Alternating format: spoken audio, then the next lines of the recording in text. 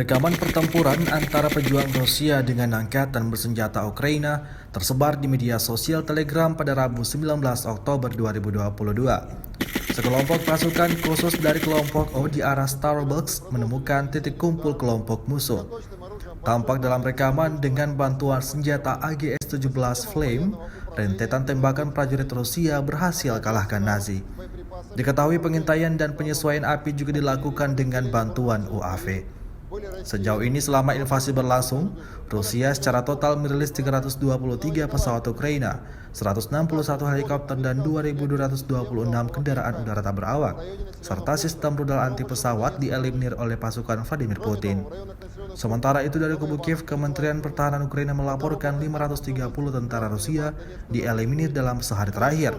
Total 65.850 prajurit Federasi Rusia meninggal sejak awal konflik hingga hari ke-237.